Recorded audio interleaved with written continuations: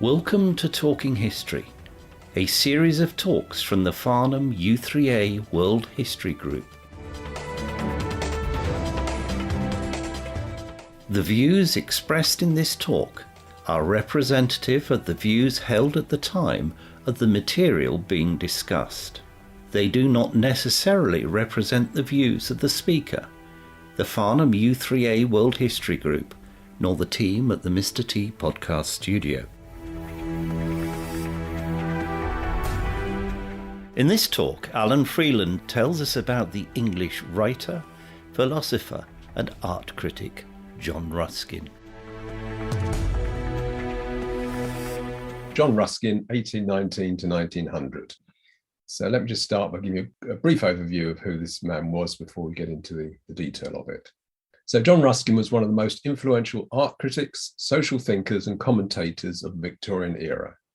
He was also a good watercolourist, a keen geologist, a naturalist, a philanthropist, and a teacher. And he was born the same year as Queen Victoria and died 1 year before Queen Victoria died. So he is a complete Victorian. He wrote extensively on travel, geology, architecture, ornithology, mineralogy, political economy, and the environment. He was the founder of the Guild of St. George and the Ruskin School of Fine Art. He was an inspiration for the arts and crafts movement, the National Trust, Christian Socialism, and the British Labour Party.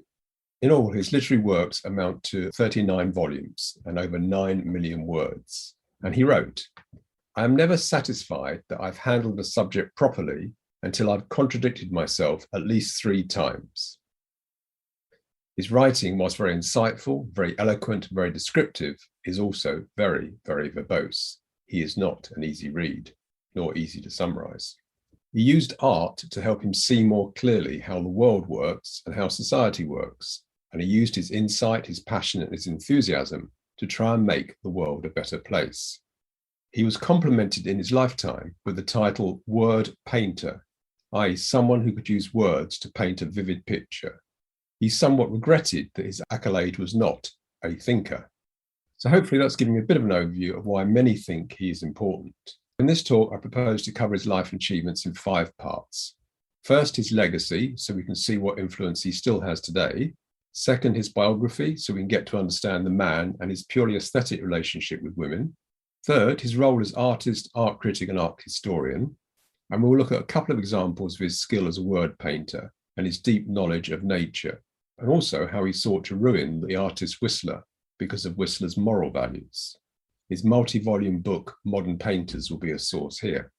Fourth, his influence on architecture, history, and culture, and his famous book, The Stones of Venice. And lastly, his role as a social and environmental reformer, his contribution to the ethos of the Labour Party, and the inspiration he provided Gandhi, and his book, Unto This Last, being the key work here. The sources I have used were as follows. First of all, the Victorian Web. It provides a good summary of his life and contributions. The Watts Gallery have 2 online talks on Ruskin, one by Dr. Cooper called To See Clearly Why Ruskin Matters, which is a gentle focus on his life through his watercolours. And one by Andrew Hill, and he's the managing editor of the FT, and has published a book called Ruskin Land. His Watts Gallery talk promotes the book and focuses on Ruskin's philosophy and how he tried to change the world and his legacy in the 21st century. Malcolm Andrews, who's the Professor of Victorian and Visual Studies at the University of Kent, has a Gresham College lecture on Ruskin, and that focuses mostly on him as an art critic and word painter.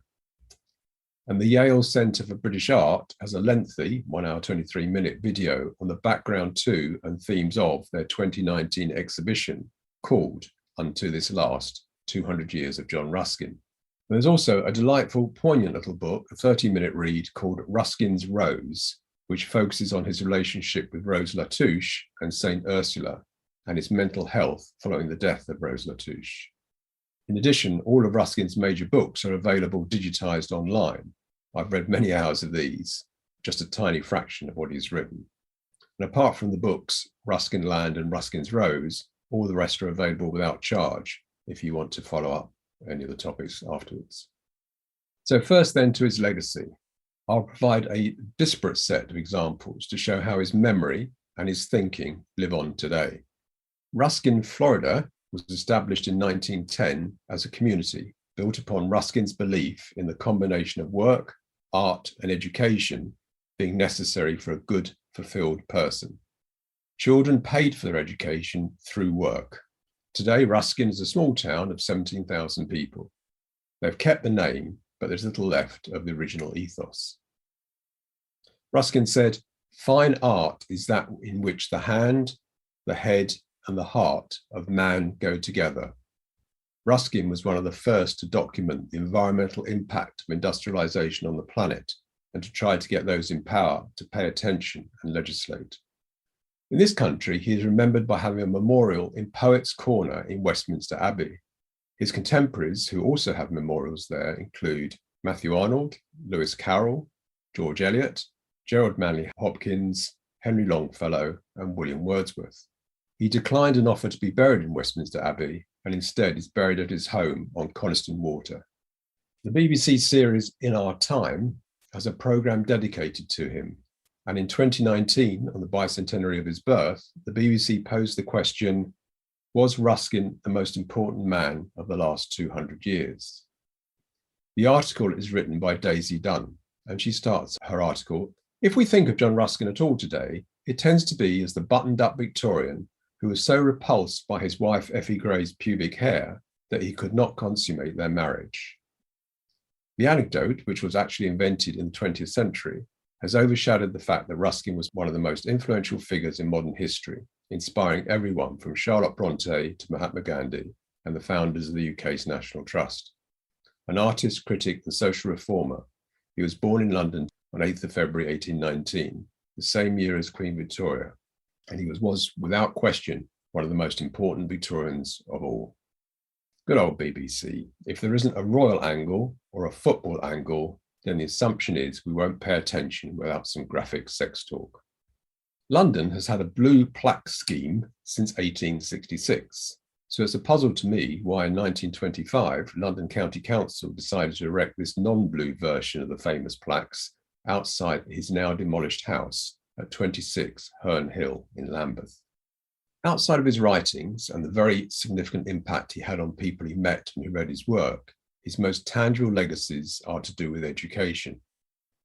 He believed art education should be for all. Art taught people to see, and by seeing clearly, people would do a better job no matter what job they had, from labourers to philosophers. So Ruskin founded his School of Art shortly after becoming the first lay professor of fine art at Oxford University. Ruskin donated extensive artworks and objects to the workers of Sheffield and created an active museum to enable the workers to value seeing and learning. And to quote from the museum was intended for the people Ruskin called the iron workers of Sheffield, in particular the artisans who were producing the world-famous Sheffield cutlery, which he hugely admired. Displayed in a simple cottage, the collection was very modestly presented, but Ruskin's ambitions for it were substantial. It was there to teach beauty to those who'd been denied it, and the evidence is that it attracted many eager to learn.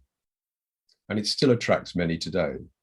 The Ruskin Collection, as it's now called, is housed in the Millennium Gallery at the heart of busy Sheffield, where it still attracts a constant flow of visitors. It has grown since the 1870s, but the core of it remains what was bought, commissioned, collected, and sometimes drawn by Ruskin himself, and given without charge to the people of Sheffield. Ruskin was a thinker, an ideas man. He wasn't a businessman. He couldn't manage anything. He achieved by inspiring others who did the legwork of making stuff happen. Having said that, he was no slouch. He was a workaholic. He worked tirelessly on research, writing, painting, giving talks, and teaching. Another major legacy is the Guild of St. George. This description is largely from the Guild's website, and it's still a very active charity today. Ruskin announced the formation of the Guild of St. George as an utopian enterprise. It represented Ruskin's practical response to a society in which profit and mass production seemed to be everything. Beauty, goodness, and ordinary happiness, nothing.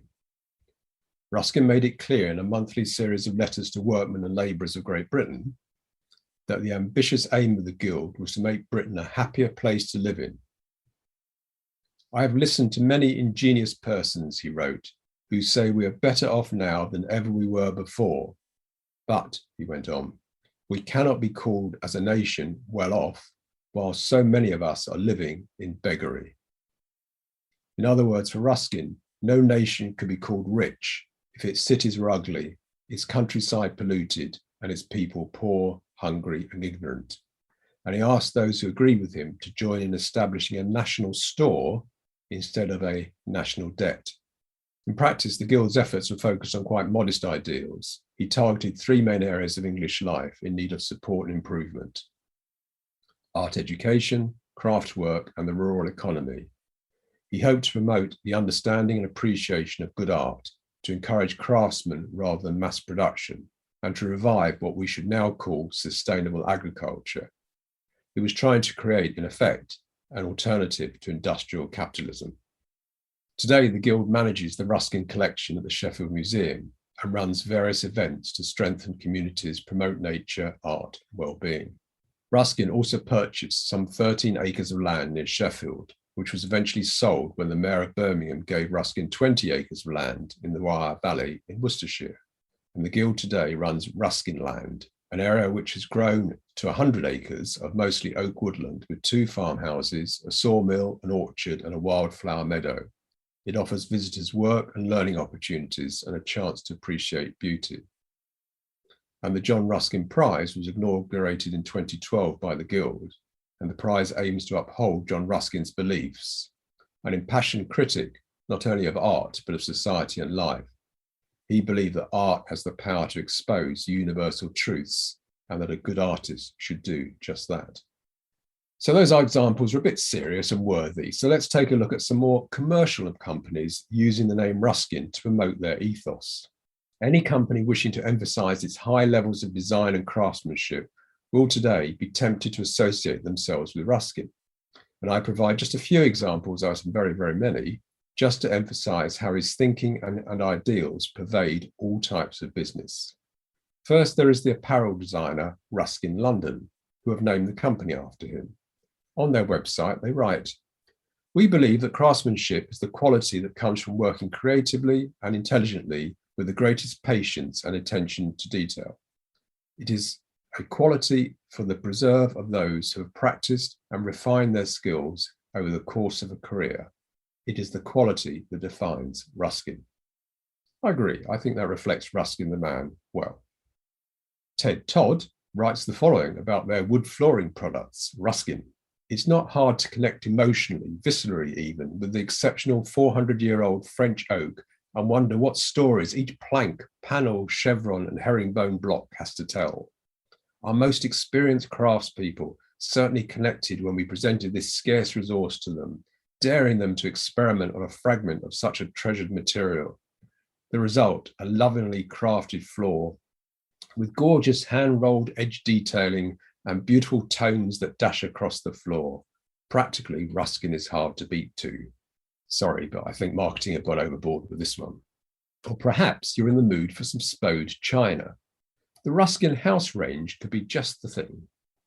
And I'm sure many of you back in pre-COVID, pre-Brexit days would have been with the family and having a John Lewis Ruskin house themed Christmas with your Ruskin tree, Ruskin decorations, Ruskin throws, and Ruskin tablewares.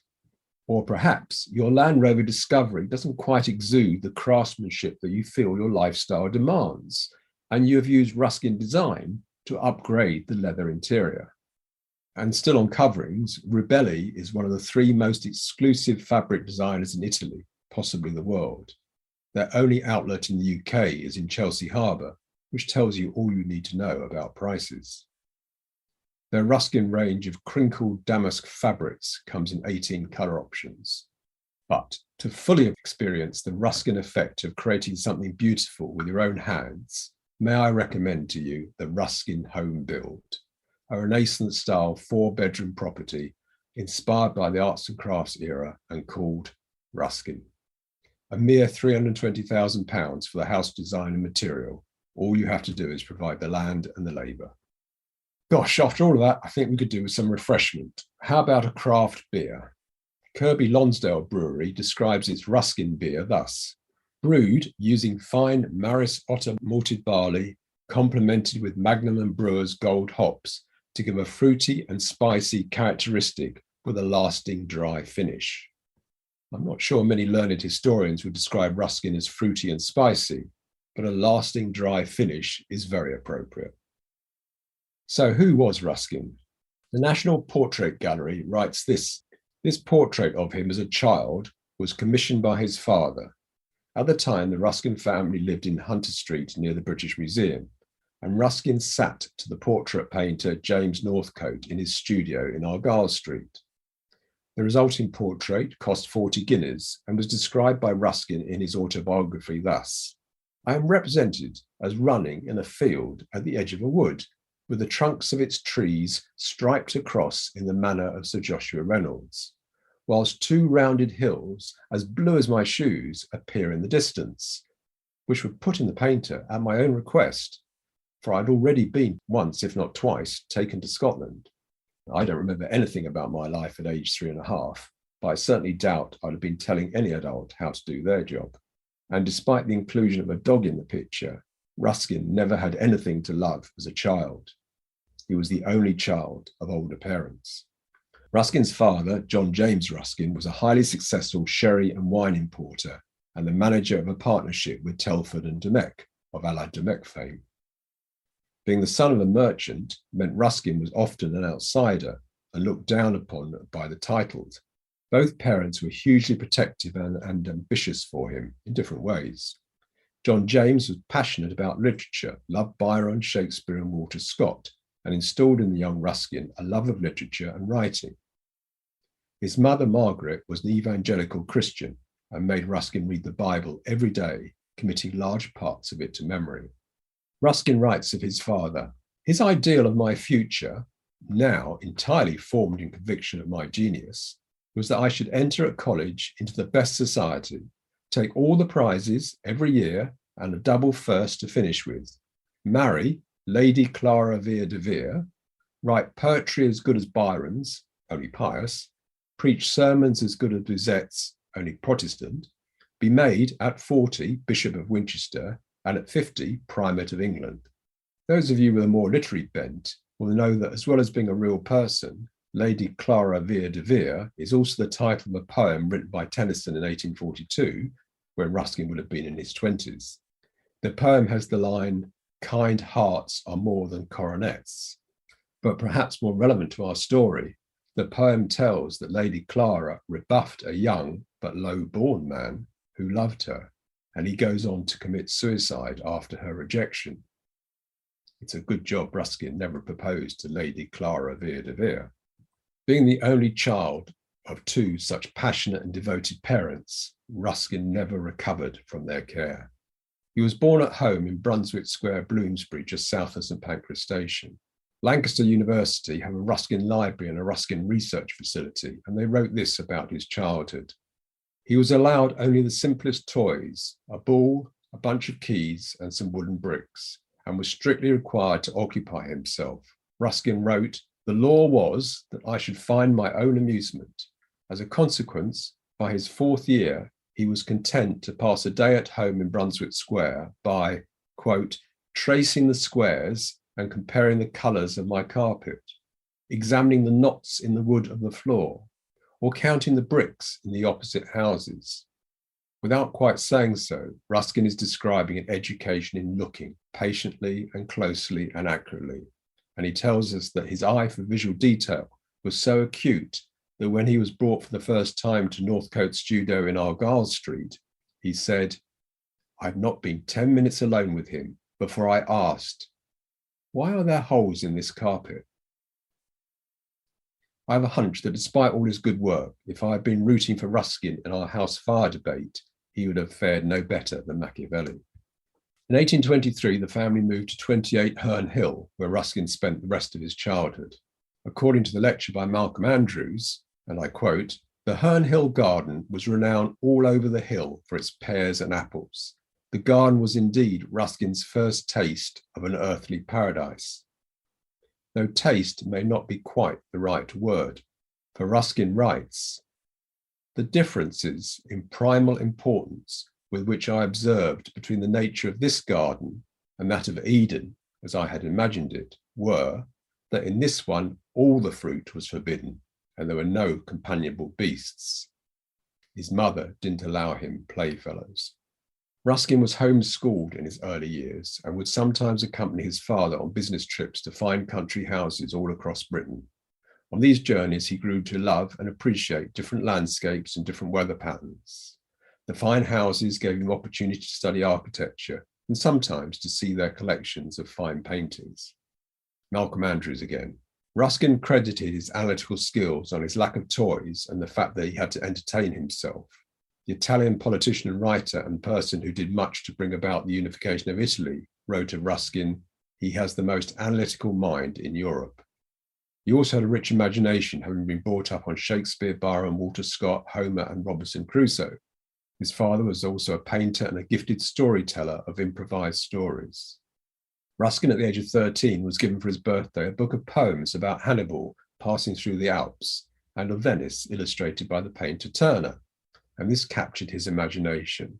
His father loved Turner's work, and rather awkwardly, Turner was invited and came to a number of Ruskin's birthdays. Ruskin would share his views of how God shaped the world, and Turner would sit there, uncertain how to respond.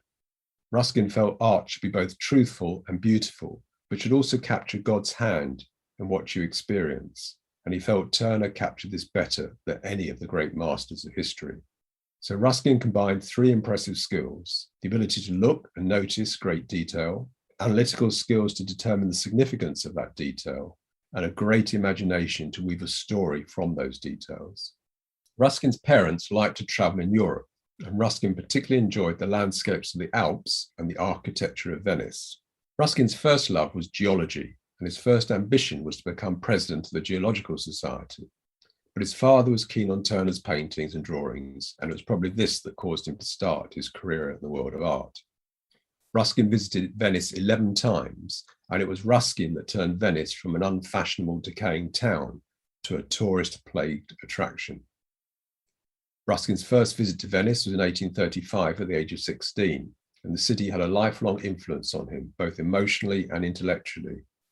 Initially seduced by its romantic beauty, Ruskin later chose to undertake a far deeper study of its history, art, and architecture than anyone had previously attempted, which he documented in his major 3-volume work, The Stones of Venice. In 1837, Ruskin takes up residence at Christ Church, Oxford, as a gentleman commoner, which meant he had to pay tuition and lodgings. Ruskin very much liked to learn by seeing, and he wrote about this time as an undergraduate. "I had no spare energy for the pursuit of such English history as the buildings of Oxford and its within-walk district ought to have provided me and pleaded with me to know.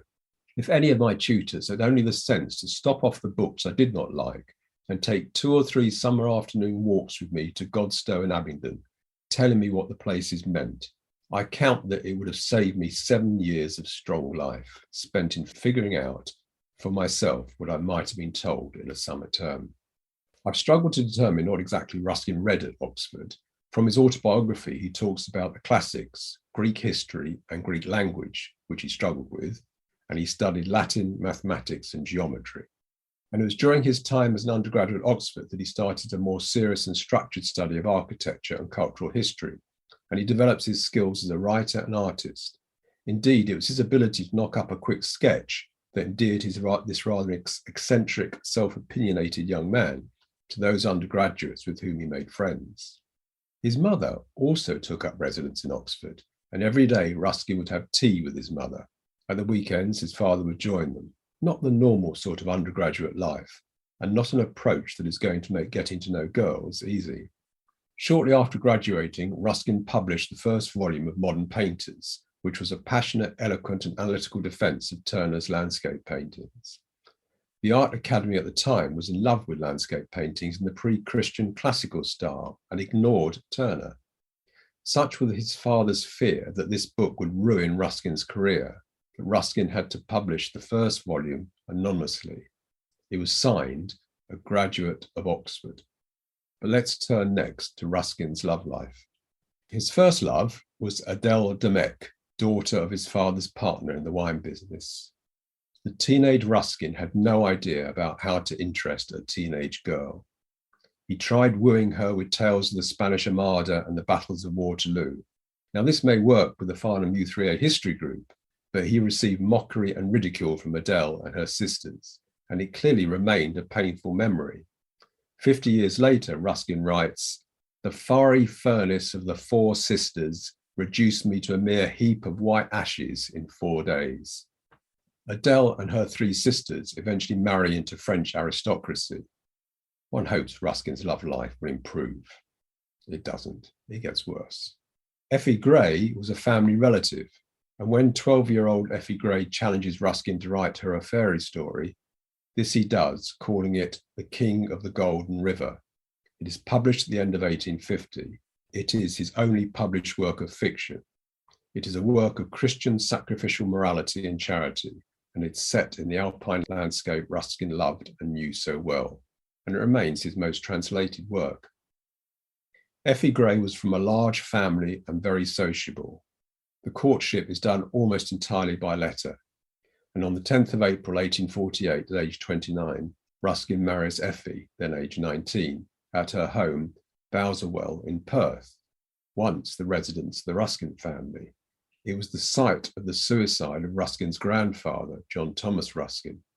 Owing to this association and other complications, Ruskin's parents did not attend the wedding.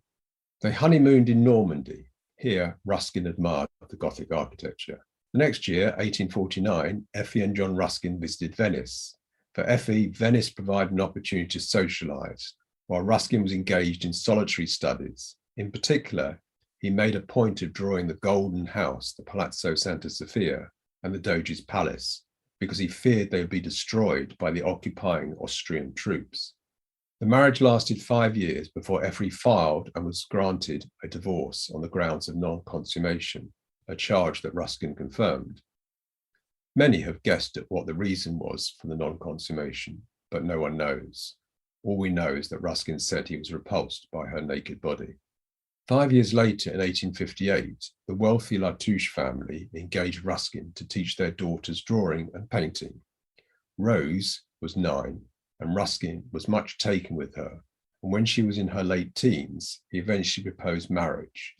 Both Rose and her parents refused. There is only one record of them having met after his teaching had finished, but they corresponded regularly, and when Rose dies at age 27 in 1875, Ruskin was devastated, and it is likely this worsened his mental decline. His affections are then directed towards the 4th century saint, virgin and martyr, Saint Ursula, who he sees as a saintly reincarnation of Rose. He is not in a good place. He has actually gone to Venice after Rose's death, but all he sees is decay and misery. Gradually, through the painting of Saint Ursula by Vittorio Carpaccio, he starts to conflate Rose and Saint Ursula and receives comfort, refines his spirituality, and regains some of his former sanity. There's no evidence that any of his relationships had any sexual element. Whilst in Venice with Effie, Ruskin is researching for his 3-volume book, The Stones of Venice, which is a history and architectural study of Venice, which develops into a broad cultural history encompassing contemporary England as well. It served as a warning about the moral and spiritual health of society. Ruskin argued that Venice had been great and slowly degenerated, and the same was happening to Britain. After returning from Venice, Ruskin and Effie take a holiday in Scotland so that Ruskin can work on the Stones of Venice. Turner had just died, and Ruskin decided to mentor the promising young artist Millais to become Britain's greatest painter. So Millais is invited along. Ruskin is keen to enthuse Millais at this point in the accurate depiction of geology and rocks. Geology was always Ruskin's first love. I'm not sure how much attention Millais was giving to the rocks, for while Ruskin had his nose buried in his writing, Millais and Effie would go for walks, often in the typical Scottish summer weather of rain. Shortly after this holiday, Effie gets her annulment and she marries Millais. Ruskin's father was always concerned that Ruskin's socialist ideas, if widely promoted, could harm his wine and sherry business.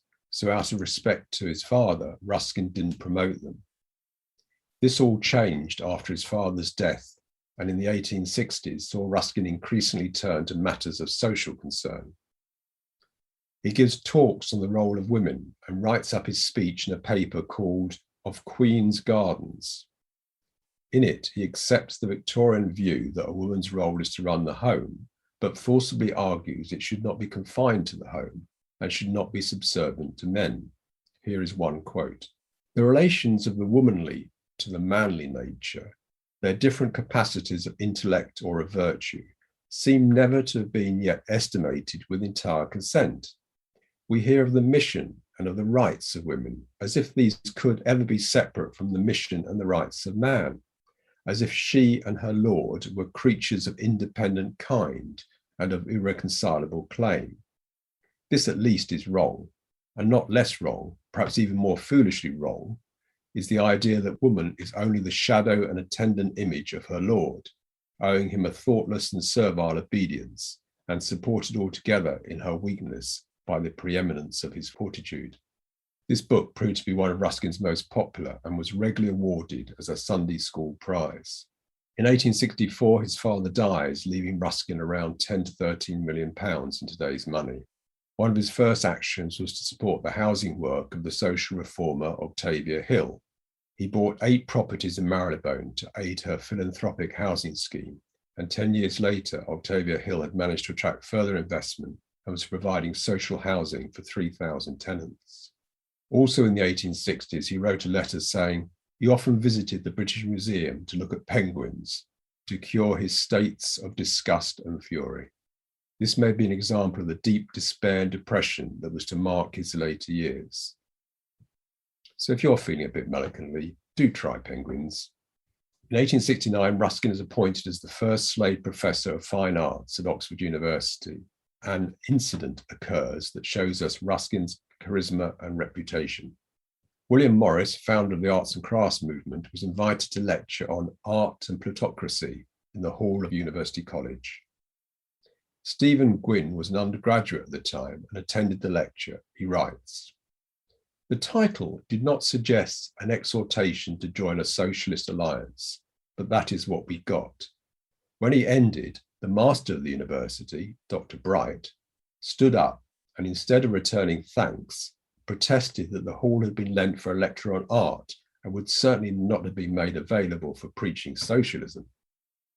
He stammered a little at all times, and now, finding the ungracious words literally stick in his throat, sat down, leaving the remonstrance incomplete, but clearly indicated.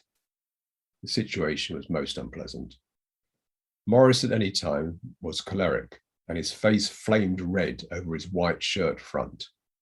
He probably thought he had conceded enough by assuming against usage a conventional garb. There was a hubbub, and then from the audience Ruskin rose, and instantly there was quiet. With a few courteous, well-chosen sentences, he made everybody feel that we were an assembly of gentlemen, that Morris was not only an artist, but a gentleman and an Oxford man, and had said or done nothing which gentlemen in Oxford should resent, and the whole storm subsided before that gentle authority." Doug Seeler, an architect with interest in historic preservations, while visiting the 2019 Yale exhibition, and writes, "One item that caught my eye was a wood engraving titled Amateur Navvies at Oxford, Undergraduates Making a Road as Suggested by Mr. Ruskin. The backstory is that Ruskin in 1874, while serving as the first slave professor of fine art, was dismayed by his students wasting time on what he considered frivolous activities, and initiated a project to rebuild a nearby road.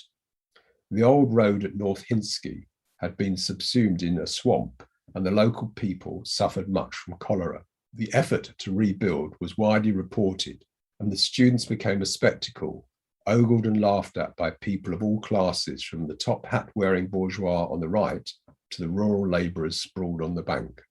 The exhibition catalogue described the project as an attempt to teach England's future leaders a practical lesson in the dignity of labour, as articulated in The Nature of Gothic, the famous chapter from the book 2 of the Stones of Venice.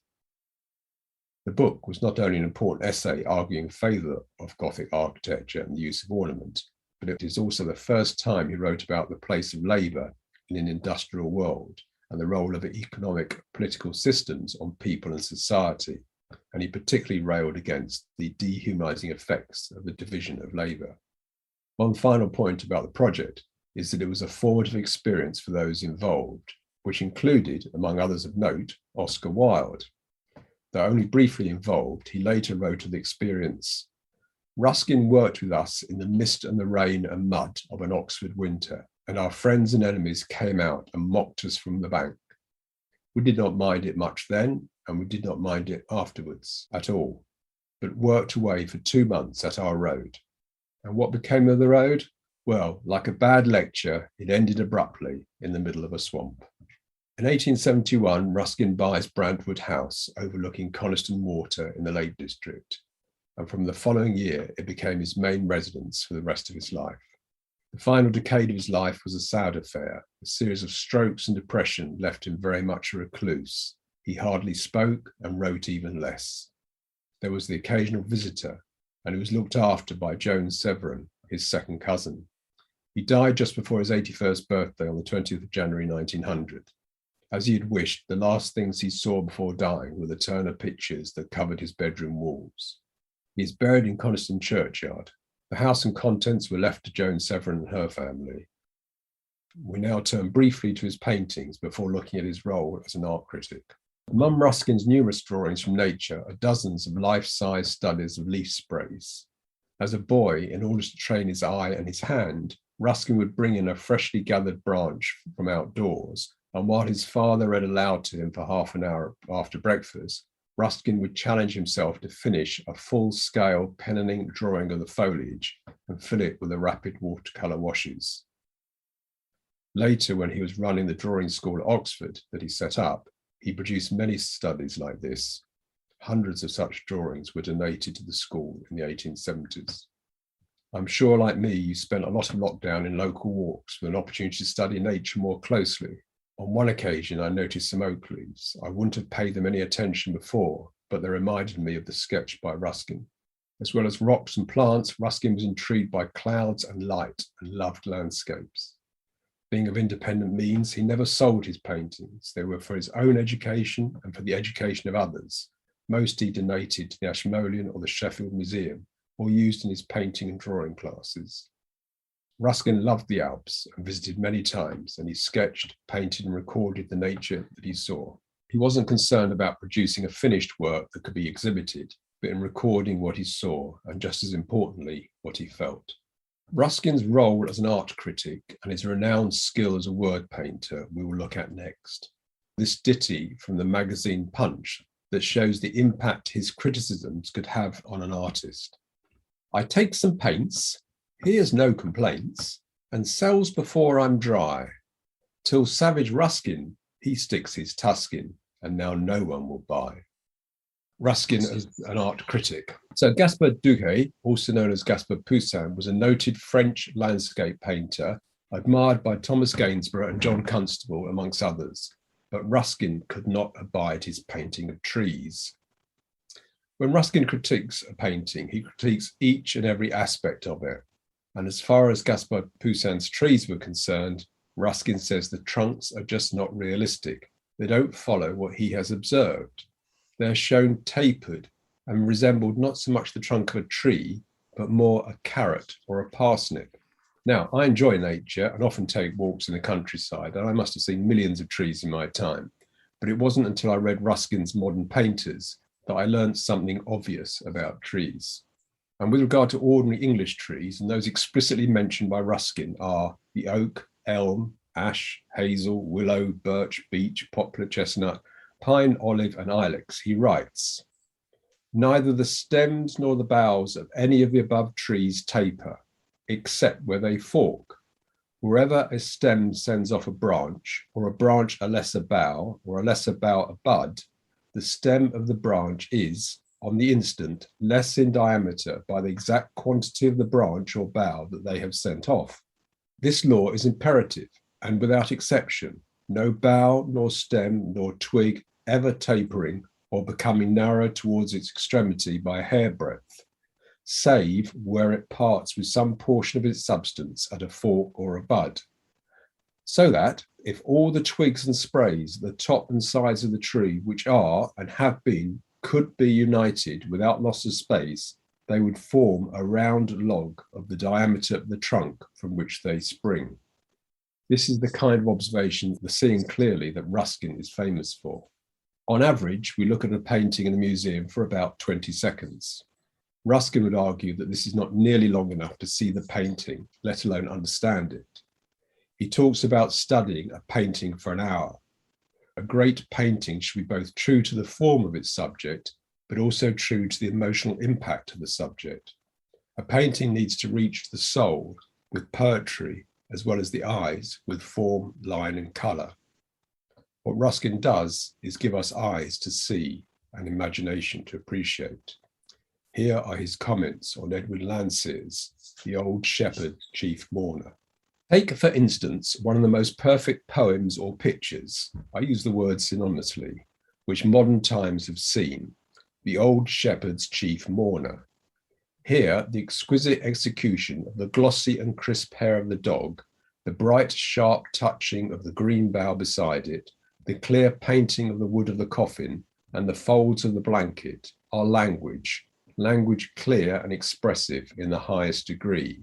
But the close pressure of the dog's breast against the wood, the convulsive clinging of the paws, which has dragged the blanket off the trestle, the total powerlessness of the head laid close and motionless upon its folds, the fixed and fearful fall of the eye in its utter hopelessness, the rigidity of repose which marks that there has been no motion nor change in the trance of agony since the last blow was struck on the coffin lid, the quietness and gloom of the chamber, the spectacles marking the place where the Bible was last closed, indicating how lonely has been the life, how unwatched the departure of him who is now laid solitary in his sleep. These are all thoughts by which the picture is separated at once from hundreds of equal merit, as far as mere painting goes, by which it ranks as a work of high art and stamps its author not as the neat imitator of the texture of skin or the fold of drapery, but as the man of mind. Ruskin certainly helps me understand and appreciate painting, so I hope this passage did the same for you. Claude Lorraine was a 17th century French artist who lived and worked in Italy and along with his Dutch contemporaries, really established the genre of landscape painting as respectable and worthy. His style, classical style, is sometimes called Roman school. John Constable at the turn of the 18th, 19th century was a great admirer of Claude, and Claude's paintings were very popular in Britain in Ruskin's time. This is Ruskin's description and critique of the painting from the preface to the second edition of Modern Painters. Let us test these simple rules. One of the, quotes, ideal landscape compositions of Claude that is known to the Italians as Il Mulino. The foreground is a piece of very lovely and perfect forest scenery, with a dance of peasants by a brookside.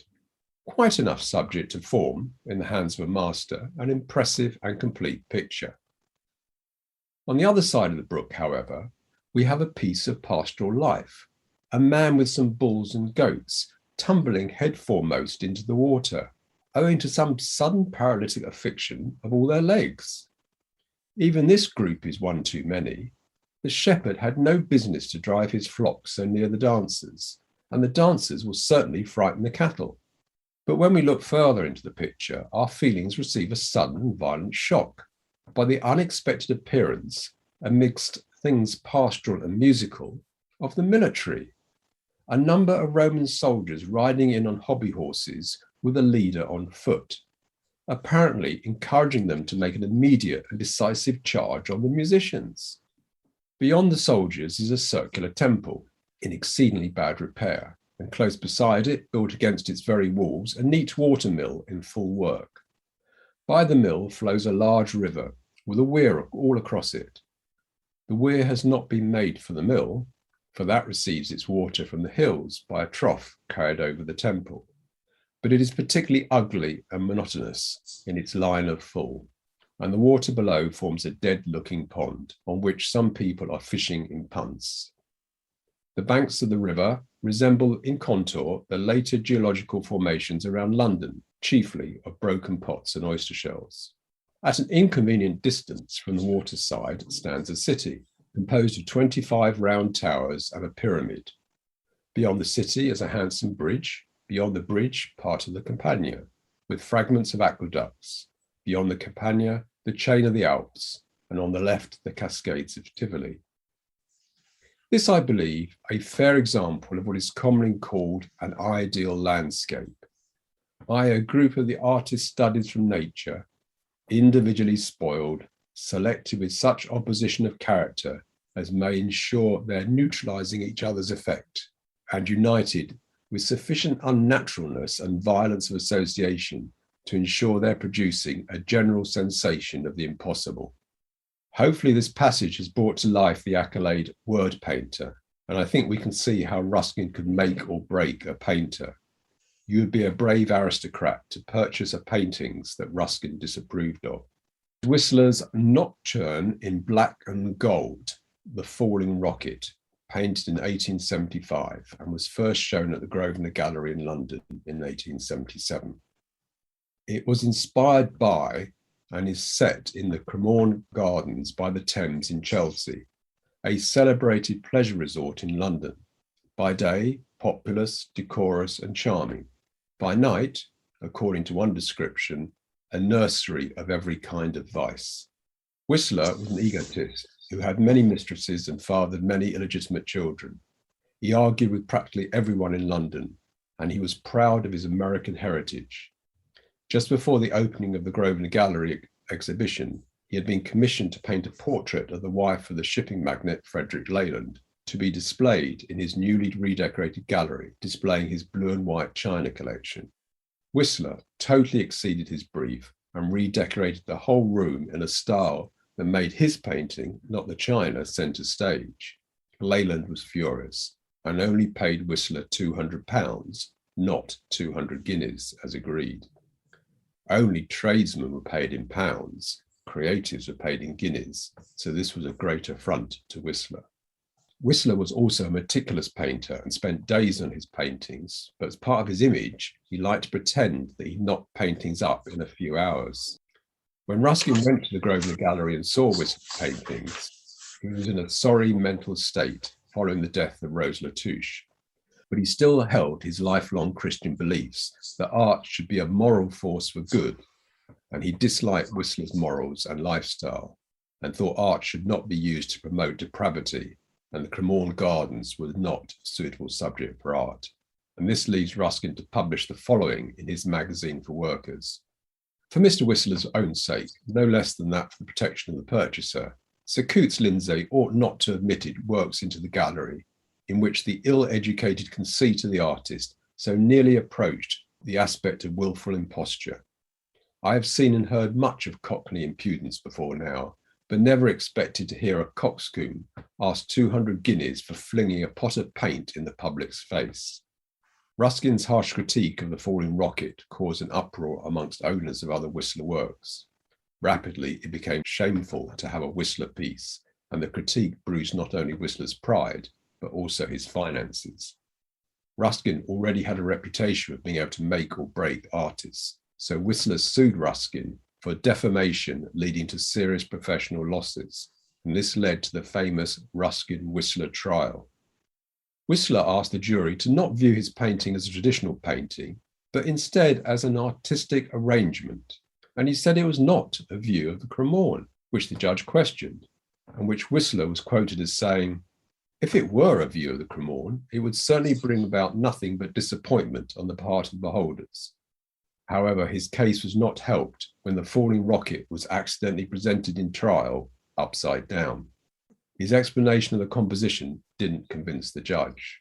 Famously, the judge asked Whistler, "Do you really charge 200 guineas for works of art that you claim took you only an hour to produce?" To which Whistler replied, "No, I ask it for the experience of a lifetime." Whilst technically Whistler won his case, he was ordered only a farthing in compensation. The judge said he had no sympathy for either the defendant nor the claimant and ordered that each should pay their own costs. This forced Whistler into bankruptcy. It is sad that as artists, Ruskin and Whistler had similar outlooks, and putting personality, religion, and morality to one side, would have enjoyed each other's appreciation of art. and the trial has echoes of today's cancel culture. Ruskin resigned his professorship at Oxford, saying that he could no longer say what he felt without risk of prosecution. Whistler eventually restored his fortune, but never forgave Ruskin and lectured frequently about the trial, arguing for freedom of expression for artists.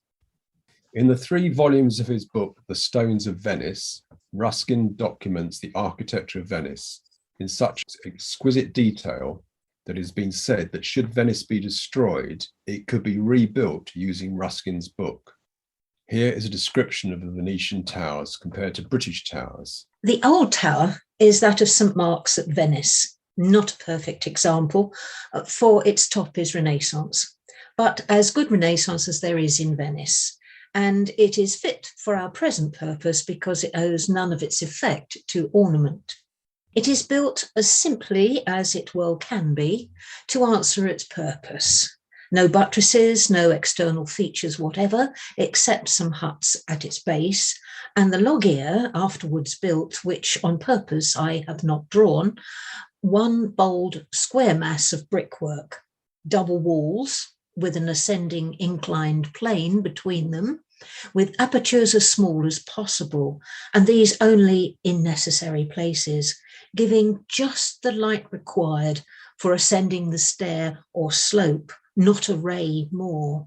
And the weight of the whole, relieved only by the double pilasters on the sides, sustaining small arches at the top of the mass, each decorated with a scallop or a cockle shell, presently to be noticed as frequent in Renaissance ornament, and here for once thoroughly well applied. Then, when the necessary height is reached, the belfry is left open, as in the ordinary Romanesque campanile, only the shafts more slender but severe and simple, and the whole crowned by as much spire as the tower would carry to render it more serviceable as a landmark. The arrangement is repeated in numberless campaniles throughout Italy. The one beside it is one of the best of those lately built college at Edinburgh. I have not taken it as a worse than many others, just as I have not taken the St. Mark's Tower as better than many others, but it happens to compress our British system of tower building into a small space. The Venetian tower rises 350 feet and has no buttresses, though built of brick. The British tower rises 121 feet and is built of stone, but is supposed to be incapable of standing without 2 huge buttresses on each angle. The St. Mark's Tower has a high sloping roof, but carries it simply, requiring no pinnacles at its angles. The British Tower has no visible roof, but has 4 pinnacles for mere ornament. The Venetian Tower has its lightest part at the top and is massy at the base. The British Tower has its lightest part at the base and shuts up its windows into a mere arrow slit at the top. What the tower was built for at all must therefore, it seems to me, remain a mystery to every beholder. For surely no studious inhabitants of its upper chambers will be conceived to be pursuing his employment by the light of a single chink on each side. And it has been intended for a belfry. The sound of its bells would have been as effectually prevented from getting out as the light from getting in. Well, one of the things I forgot to tell you all is Ruskin doesn't like the full stop. He uses commas and semicolons. What you get is just a stream of consciousness, which makes it incredibly hard to read. I think you can see, just as we saw with the art, what we're seeing here is Ruskin applying his seeing clearly skill to architecture. The section of the Stones of Venice that had the most impact was one called The Nature of Gothic. It's 12 pages, and if you want to understand Gothic architecture, I thoroughly recommend it. It's widely available on the web for no charge. Here is a flavour, and I've abbreviated some of the sections. The principal difficulty in defending the nature of Gothic arises from the fact that every building of the Gothic period differs in some important respect from each other, and many include features which, if they occurred in other buildings, would not be considered Gothic at all.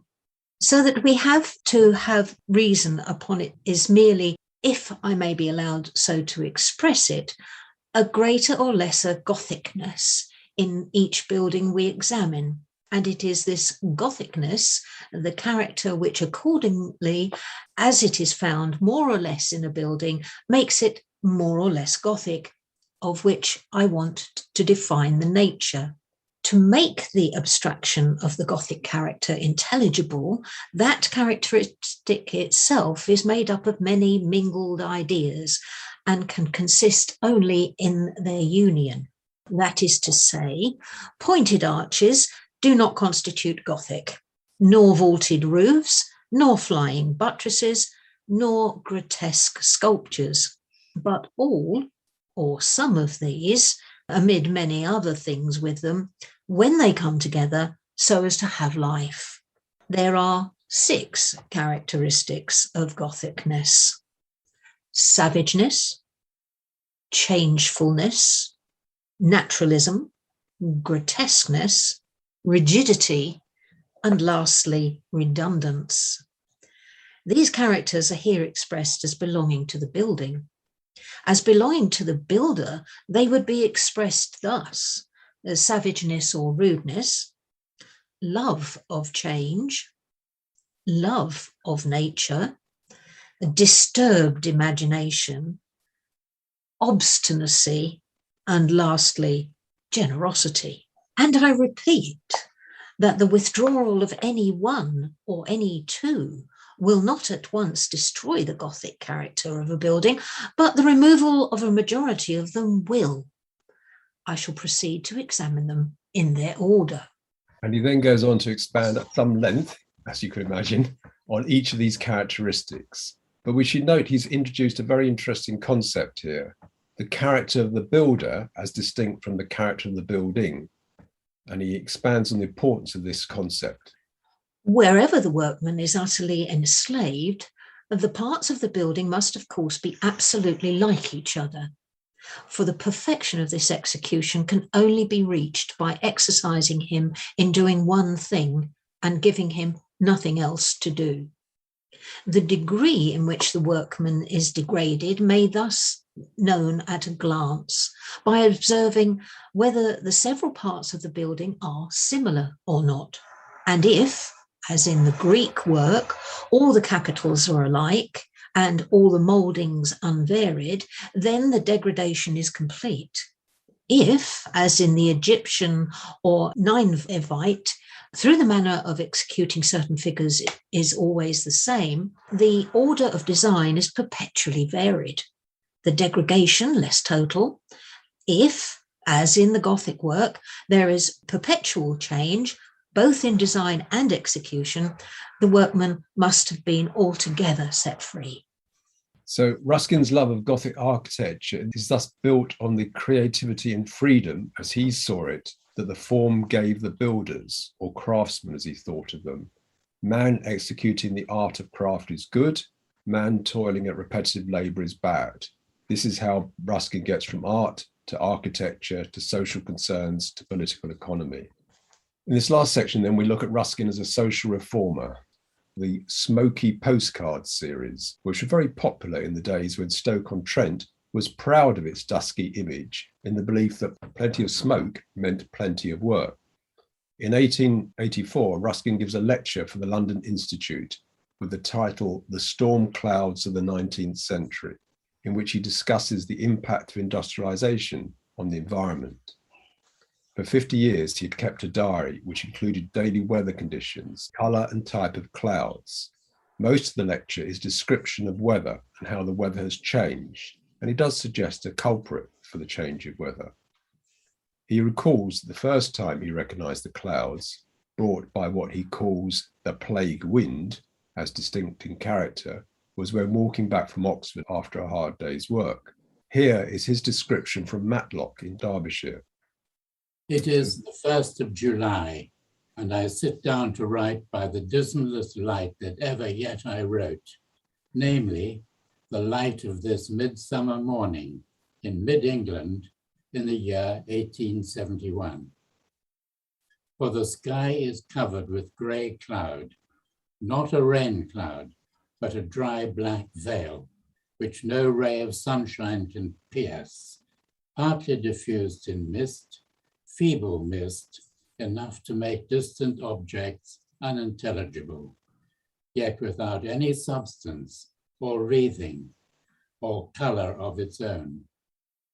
And everywhere the leaves of the trees are shaking fitfully, as they do before a thunderstorm, only not violently, but enough to show the passing to and fro of a strange, bitter, blighting wind. Dismal enough, had it been the first morning of its kind that summer had sent.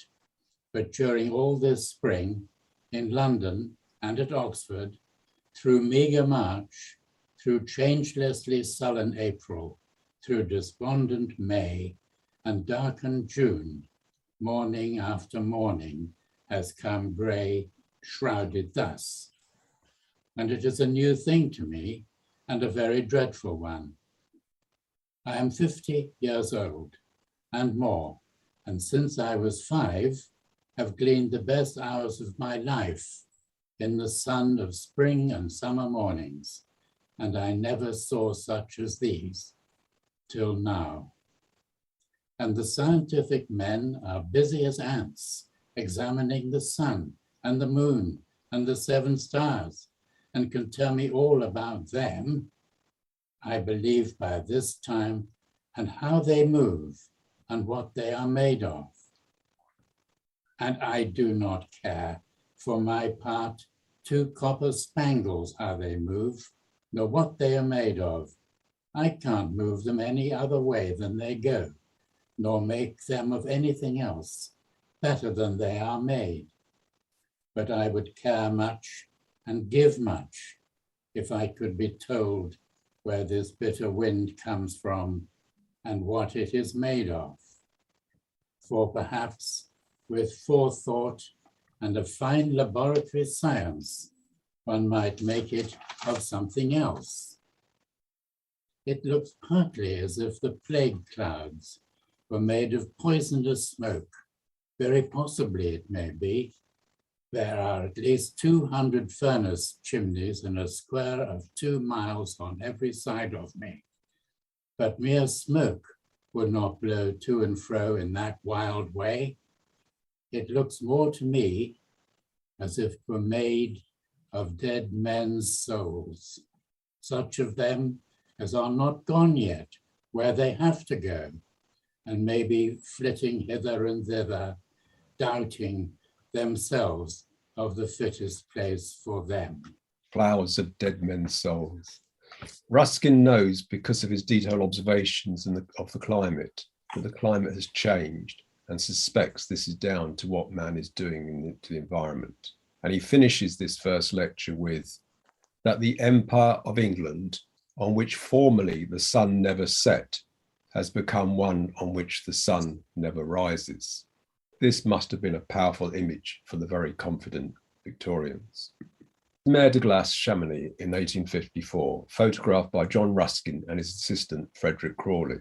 Ruskin provides more quantitative evidence of climate change when he reflects how he has seen this glacier change. In 2018, Ebba Stibben took a photograph from exactly the same spot. The glacier has gone. Ruskin knew the glacier was going, for he visited frequently, and wrote in 1874, "I was able to cross the dry bed of the glacier, which I had seen flowing 200 feet deep over the same spot 40 years ago." Ruskin knew the climate was changing. He didn't know why, but raised concerns highlighting the impact on people's lives. And today, we have his very detailed pictorial and written records to inform our scientific assessment of climate change. A scientific report published in 1912, picked up by local and national papers at the time, warned that the scale of man-made CO2 would raise temperatures and could have, quote, a considerable effect in a few centuries. Those that have had eyes to see have been warning of climate change for at least 100 years. There is one pre-Raphaelite painter, Ford Madox Brown's depiction, Work, showing the types of work available to people from different social classes. In theme and messaging, there is much of the social critic and satirist William Hogarth. The nature and meaning of work was an active topic of conversation, so we should expect Ruskin to have a view. Ford Madox Brown considered putting Ruskin in this painting, but despite the fact they had similar views on work, Ruskin had criticised his art, so it wasn't included. Ruskin wrote in The Stones of Venice a decade before this picture. The great cry that rises from all our manufacturing cities, louder than their furnace blast, is all in very deed for this, that we manufacture everything there except men. We blanch cotton, we strengthen steel and refine sugar and shape pottery. But to brighten, to strengthen, to refine, to form a single living spirit never enters into our estimate of advantages. And all the evil to which that cry is urging our myriads can be met only in one way, not by teaching nor preaching, for to teach them is but to show them their misery, and to preach to them, if we do nothing more than preach, is to mock at it. It can be met only by a right understanding on the part of all classes of what kinds of labor are good for men, raising them and making them happy. Ruskin then goes on to explain how the economy and work can be organized to alleviate this evil. Ruskin argued passionately that people should have meaningful work, and in Unto This Last, he rejected the division of labor as dehumanizing, and he argued that political economy should consider social factors such as social cohesion and mental and physical health, and he argued for the involvement of charitable and non-governmental organizations. It is worth noting Ruskin was a man of his time and believed in a hierarchical social structure. He wrote, "I was, and my father was before me, a violent Tory of the old school, and while he argued for better working conditions and a better life for the poor, he didn't believe in social equality, levelling up." Ruskin's influence reached across the world. Tolstoy described him as one of the most remarkable men, not only of England and of our generation, but of all countries and times, and quoted extensively from him, rendering his ideas into Russian. Proust not only admired Ruskin, but helped translate his works into French. Gandhi wrote of the magic spell cast on him by Unto This Last, and he paraphrased the work in Gujarati, calling it Sarvodaya, meaning the welfare of all. Gandhi said after reading Unto This Last, "I was determined to change my life in accordance with the ideals of this book." Some say, with this resolve, the fate of the British Empire was sealed. In Japan, Ruzo Mikimoto established the Ruskin Society of Tokyo, and his children built a dedicated library to house his Ruskin collection. Ruskin's book, Unto This Last, was the most significant of his writings when it comes to social reform. It contains one of Ruskin's most well-known insights: "There is no wealth but life." And the quote continues, "Life, including all its powers of love, of joy, and admiration. That country is the richest, which nourishes the greatest number of noble and happy human beings. That man is richest, who, having perfected the functions of his own life to the utmost, has always the widest helpful influence, both personal and by means of his possessions, over the lives of others." In it, he argues that work needs to be a craft and have beauty in it, not be a treadmill for automata having to live in squalor through the pittance of their wages. In the 1906 general election, for the first time, there was a significant intake of Labour MPs. They were polled and asked which authors or books had most influenced them. The top four were Carlyle, Ruskin, Dickens, and the Bible. This was 40 years after Ruskin published Unto This Last. William Cobbett, who was a couple of generations before Ruskin, but shared his passion for the rural. G.K. Chesterton, who claimed to be significantly influenced by Ruskin, wrote this charming introduction in 1916 to Cobbett's book, Cottage Economy, to highlight the differences between Cobbett and Ruskin. I have slightly edited it. What distinguishes Cobbett from the most rural idealists, such as Ruskin, is that he was a realist as well. Like Ruskin, and long before Ruskin, he denounced the eating up of England by factories and industrial towns. He must have credit because he had not, like Ruskin, the advantage of living when the terrible transformation was almost complete. when it was well within sight of its present congestion and collapse. If we compare him with Ruskin, even upon Ruskin's own most sacred ground of the historic importance of old churches of England, even here he shows that note of practicality, which is the note of hope. While Ruskin considers how many carvings might be found in a church, Cobbett always considered how many people might be seated in it. An unamiable critic might say that Ruskin knew everything about the building of a church except what it was built for. This would be exaggerative, but it's really relevant to a note that Cobbett, in that utterly unchristian epoch, did understand what it was built for. It is the same pointed and faithful attitude that he occupies towards other things, especially towards the thrift and the cottager, which is the matter of this book. Ruskin could be trusted to tell his pupils how they should labour with paint or pencil to reproduce every vein and tint upon a cabbage leaf. But few would have trusted Ruskin with the cooking of the cabbage. I think it fair to say Cobbett more addressed material needs, while Ruskin more the spiritual and emotional needs of workers. To finish, a last quote from Ruskin from his autobiography in his writings Proserpina. He considered the evergreen, everlasting leaves on the trees in the Garden of Eden and considered each leaf as representing the lasting significance of a human life, a life interconnected to a greater whole.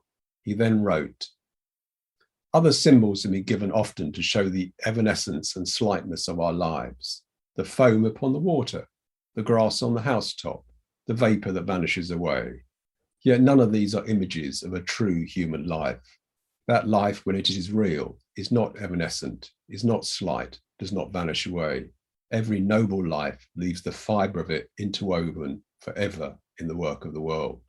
I think it fair to say his was a noble life, well woven into the fabric of Britain and inspiring and enabled many to make Britain a better, more beautiful place. So thank you, Charles and Lorna, for helping to bring Ruskin alive for us.